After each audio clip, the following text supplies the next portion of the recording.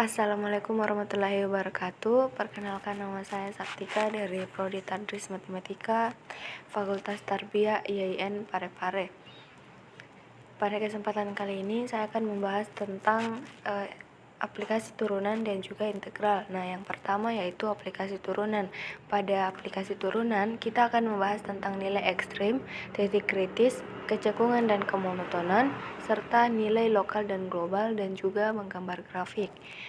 Nah, pada narasi pemahaman, materi aplikasi turunan dapat dijelaskan dengan melihat pokok-pokok penting di dalamnya. Yang pertama, nilai ekstrim ini adalah nilai yang mempunyai dua nilai maksimum, yaitu dua nilai maksimum dan minimum, atau nilai maksimum ini bisa disebut juga dengan nilai yang paling besar, dan nilai minimum ini bisa juga disebut sebagai nilai yang paling kecil. Nah, pada fungsi tempat terjadinya nilai ekstrim tersebut adalah titik kritis adalah yang pertama, yaitu tentukan titik ujung selang atau interval A, B yang titik ujungnya memuat nilai ekstrim. Yang kedua yaitu menentukan titik singular yang ditandai dengan bentuk grafik yang memiliki sudut tajam di dalamnya, yang nilai ekstrimnya ditentukan oleh tinggi rendahnya grafik. Yang ketiga adalah titik stasioner jika C sebuah titik tempat f aksen x sama dengan 0 ketika grafiknya mendatar dan ditandai dengan adanya garis singgung yang mendatar. Biasanya nilai-nilai ekstrim yang terjadi di titik stasioner ini. Nah, selanjutnya ada kemonotonan. Kemonotonan yaitu kata kita misalkan f terdefinisi pada interval terbuka atau tertutup. Jika f-nya naik, bisa dikatakan naik jika untuk setiap pasangan bilangan x1 dan x2 dalam interval x1-nya lebih kecil daripada x2-nya. Jadi fx1 lebih kecil daripada fx2 jika ia monoton naik, dan begitupun jika ia monoton turun, fx1-nya lebih kecil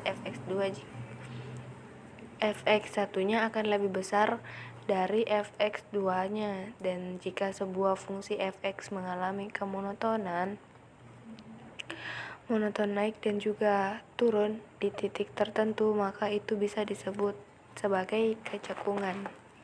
Selanjutnya, nilai ekstrim lokal global. Dari yang sudah dipelajari bahwa ekstrim global atau maksimum dan minimum global adalah nilai maksimum maupun nilai dari fungsi f yang menjadi nilai terbesar ataupun terkecil pada keseluruhan himpunan S.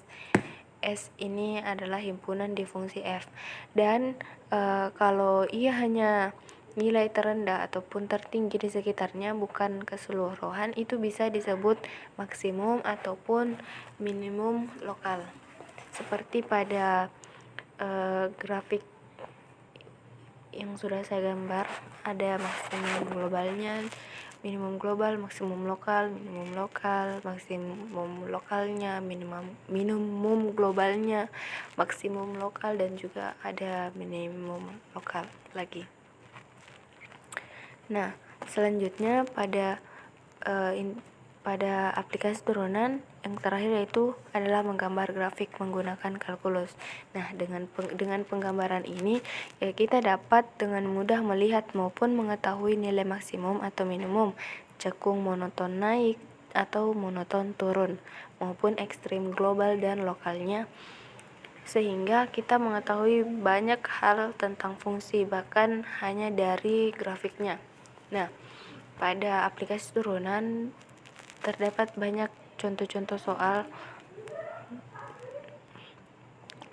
Salah satunya yaitu pada contoh soal bagian A, fx sama dengan x pangkat 4 ditambah 2x pangkat 4 ditambah 4 pada min 2,2. Titik ujungnya yaitu min 2 dan 2. Titik stasionernya f aksen x sama dengan 4x pangkat 3 ditambah 8x pangkat 3 sama dengan 0. Sama dengan 12x pangkat 3 sama dengan 0. X pangkat 3 sama dengan 0 per 12, X sama dengan 0. Jadi, titik kritisnya adalah min 2, 0, dan 2. Kita substitusi ke fx untuk mencari nilai maksimum dan minimumnya. Untuk x sama dengan min 2, yaitu 3 dikali min 2 pangkat 4 tambah 4 sama dengan min 44. Untuk x sama dengan 0, maka 3 dikali 0 pangkat 4 ditambah 4 sama dengan 4. Untuk x sama dengan 2, maka 3 dikali 2 pangkat 4 ditambah 4 sama dengan 52. Jadi nilai maksimumnya yaitu 52 pada F2, dan nilai minimumnya adalah min 44 di F min 2. Begitupun pada contoh-contoh soal yang lainnya.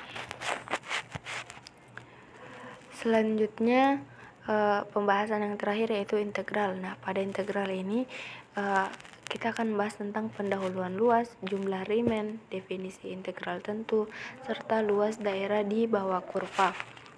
Narasi pemahamannya, pada materi integral ini kita akan membahas mengenai pendahuluan luas. Jika kita mendengar kata pendahuluan luas, yang pertama dipikirkan oleh kita adalah integral. Setiap bidang memiliki luasan sendiri oleh kita adalah sendiri, seperti persegi, persegi panjang, segitiga, dan bahkan untuk segi polinomial, walaupun kita tidak bisa langsung mendapatkan rumus luasnya.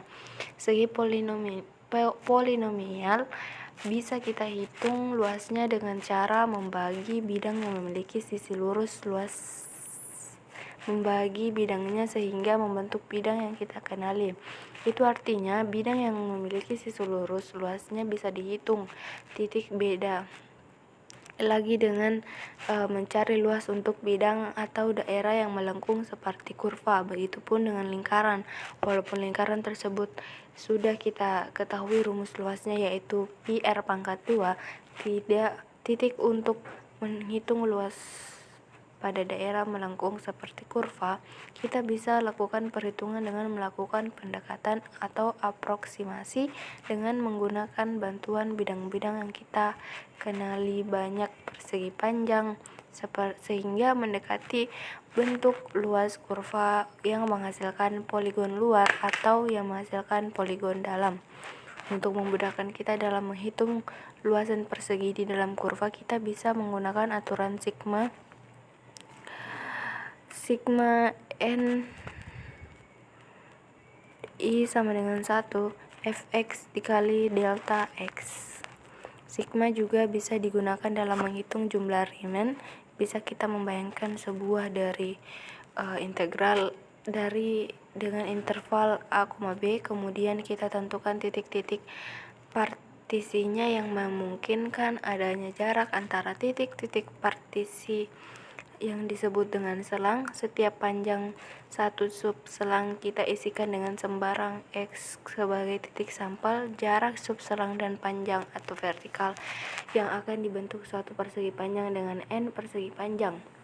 Tidak selamanya kurva berada di atas sumbu x, kadangkalanya berada di bawah sumbu x, yang berarti jika kita menghitung jumlah Riemann-nya ada tanda minus. Jumlah Riemann terdiri dari jumlah Riemann kanan atau menghitung luas menurut poligon-poligon dalam. Sebagai patokannya adalah semua sisi kiri pada bidang persegi panjang yang terdapat pada daerah luas kurva. Ada juga jumlah Riemann kiri, menghitung luas menurut poligon-poligon luar. Sebagai patokannya adalah semua sisi kanan bidang persegi panjang. Untuk uraian jawaban soalnya, seperti pada contoh soal yang di sini.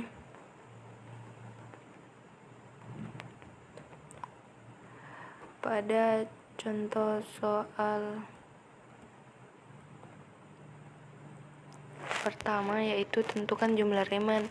Sigma n I sama dengan 1 fxi delta xi dari fx sama dengan x dikurang 1 dengan p3 P-nya 3 lebih kecil dari 3,75, lebih kecil dari 4,25, lebih kecil dari 5,5, lebih kecil dari 6, lebih kecil dari 7.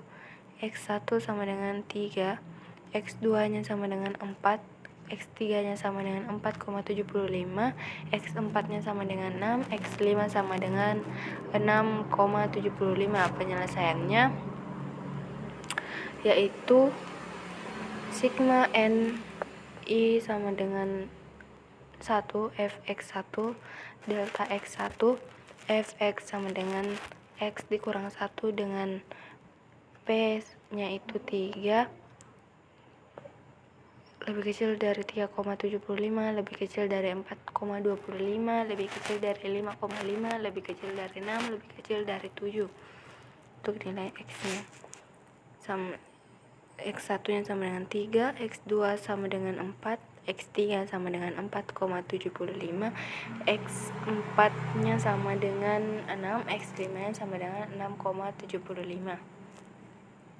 Fx1 dikali delta X1 ditambah Fx2 dikali delta X2 Fx dikali Fx3 dikali delta X3 ditambah 4 dikali delta X4 ditambah Fx5 dikali delta X5 sama dengan F3 dikali 3,75 dikurang 3 ditambah F4 dikali 4,25 dikurang 3,75 ditambah F4,75 dikali 5,5 dikurang 4,25 ditambah F6 dikali 6 dikurang 5,5 ditambah F6,25 dikali 7 kurang 6 sama dengan 2 dikali 0,75 ditambah 3 dikali 0,5 ditambah 3,75 dikali 1,25 ditambah 5 dikali 1,5 ditambah 5,67 dikali 1 sama dengan 1,5 ditambah 1,5 ditambah 4,68 ditambah 7,5 ditambah 5,67 maka hasilnya yaitu 20,85.